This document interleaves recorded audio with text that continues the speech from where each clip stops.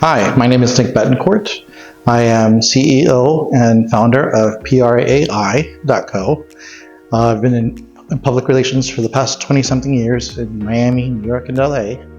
And at this point, we specialize in luxury market branding and working with a myriad of different celebrities.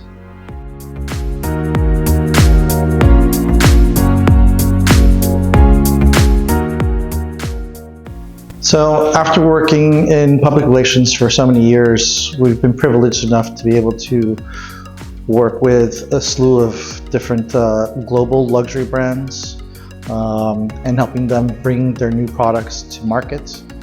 We've developed and created campaigns and launching events for the likes of Ferrari, Rolls-Royce. We've worked with Rolex, Chopard, we've worked with Dior, we've worked with, actually we've been privileged enough to be able to have met and worked with created campaigns to launch the Rothschilds' first venture into champagne in their 200-year history. And that's led into us being able to have access as well to a myriad of different celebrities and working with Universal Music and working with other music labels as well. I think one of the secrets to our success, it really has been able to have a very acute focus to detail. You really have to know what you're doing. You have to be able to anticipate where things could go wrong. You also have to think ahead how is it that we're portraying our clients or what it is that we're launching in the moment. And I think that one of the other aspects to it is that if it's not something that we can enjoy, we won't get the same results out of it.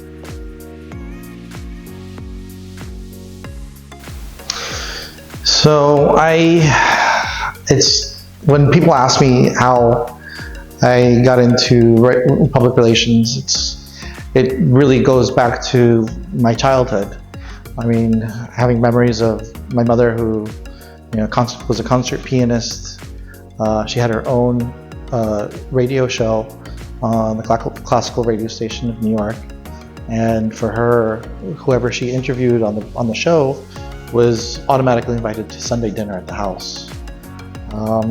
And I remember, as a kid, meeting, or having, the likes of, Carol Burnett, Itzhak Perlman.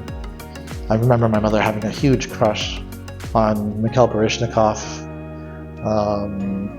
Red Buttons. It was just a myriad of different people that I remember as a kid being introduced to by my mother. And that just kind of set the tone for everything else that I do. It's my mother's network that I'm still a part of.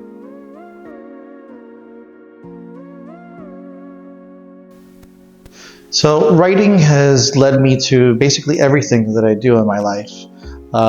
Writing is a basic component of public relations. We have to be able to write and formulate articles that explain whatever it is that we're launching to market, and to be able to convey that story properly to everybody else that's reading it. And so writing has led me to all the different clients that we work with in all the different facets. Right now, we're working on a number of different projects that, some that are, near and dear to my heart, and that, it's a passion project. One of those being working with the Akwesasne government. It's the Mohawk tribe of upstate New York, and working to develop and launch. It is the world's first indigenous sovereign bank. And it is the last component for the indigenous people to be able to obtain their freedom from the federal government. And that's been a passion project of mine now for the past 7 years that's actually coming to fruition. The next one would probably be the project that we're working on with Mansion Yachts, and we're creating a floating membership only yacht club that will be moving around on the waters through different locations with plenty of services and luxury accommodations for their memberships. And then the third that we're working on now is also PRAI. And PRAI is our AI platform for public relations, where we're taking public relations out of the hands of the agencies that would normally charge you $3, $5, $10, $20,000 a retainer a month, and we're putting together our platform with AI that will help you create your own campaigns, give you access to 100,000 journalists and 120,000 social media influencers, but we're rolling it all into a monthly subscription for $200. So I think one of the best parts about what I do is that there's never a dull moment. There is always something that's happening. There's always a new product that's being launched. There's always a new brand, a new celebrity tie-in. This industry is just constantly evolving, and it just keeps on getting bigger and bigger and better. And everybody's always looking for what's the next hot thing. And the best part about what I do is package that up and put a bow on it and present it to the public. And for me, that's the heart and soul of what I do. One of the things for me, I've always said to myself that, if it wasn't public relations, I've always kind of seen myself where my plan B would have always been to have been a diplomat. My family's very political, but I think for me the easiest transition would have been into being a diplomat. And now with the project that I'm working on for the Akwesasne government, I am actually a diplomat as of 3 months ago. And I am the Minister of Communications for the Akwesasne government.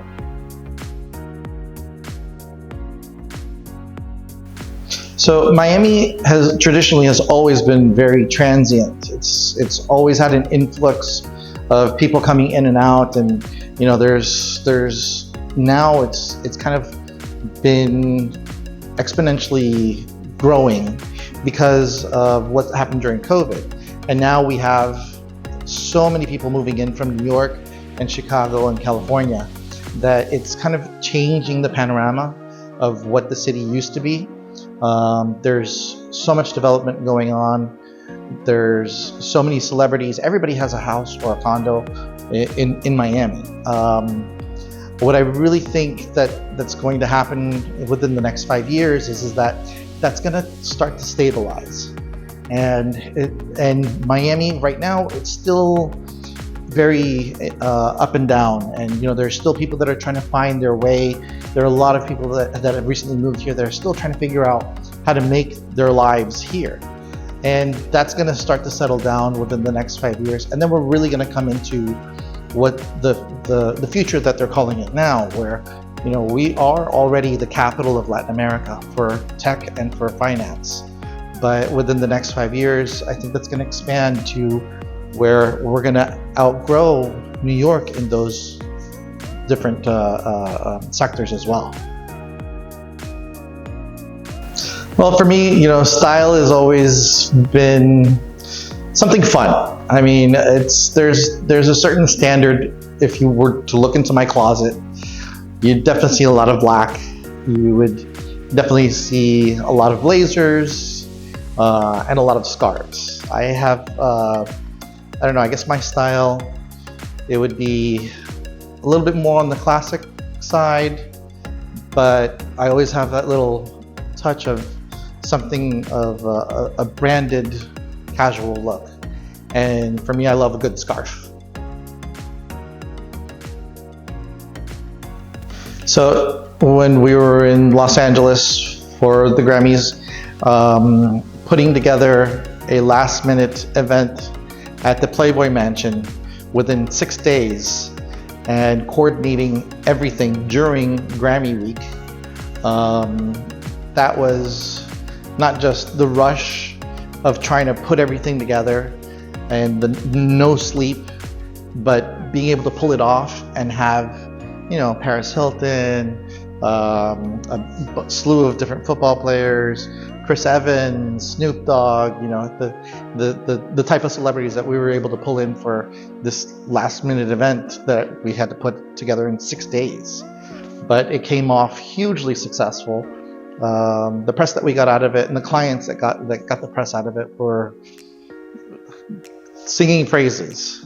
But it was a lot of fun, and it was a victory party when everything was said and done and we were able to celebrate. So I'd love to be able to repeat that again.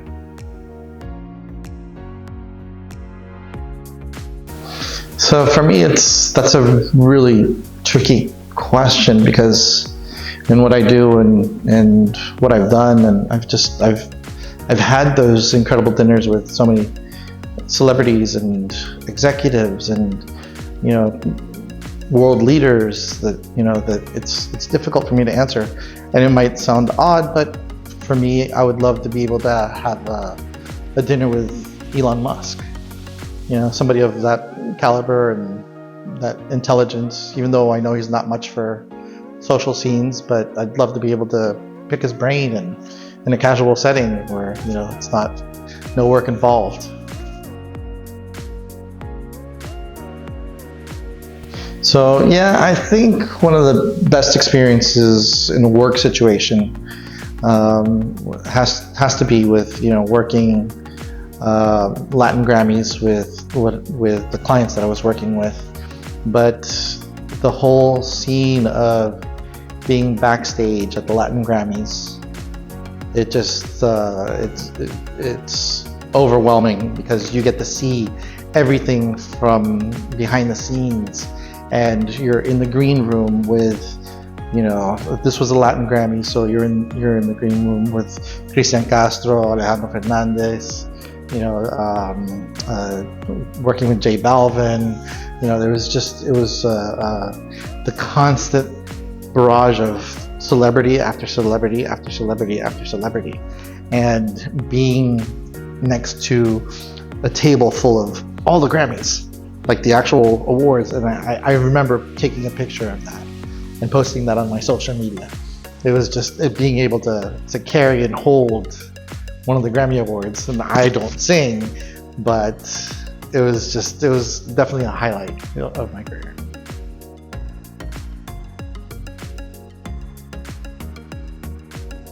So in what I do with public relations and as a publicist, there's so much that goes on behind the scenes, and the reality is that the public and the people and the clients, they only see the finished product of what the launching event is, or whatever showcase that it is, or the party that we put together, and they only see that one window of 3 hours.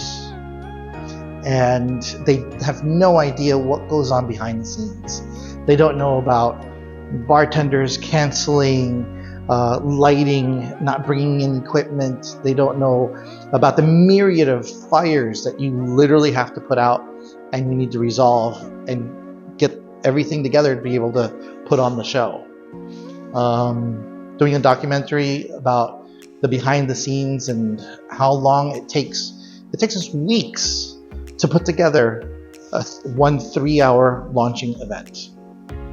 And it's sponsors, it's good, bad press, it's making sure that everybody's able to enjoy themselves, it's making sure that the press and media can cover it, and making sure that the press and media don't bash your event or don't bash the client, or you have to try and keep it positive. So there's a lot that goes on behind the scenes in what we do. I think people would be interested in seeing something like that. I mean, the perfect example is like Art Basel. Art Basel is my Super Bowl, and every year for Art Basel, I literally put on anywhere from 5 to 10 events within a 5-day span, and sometimes they even happen at the same exact time.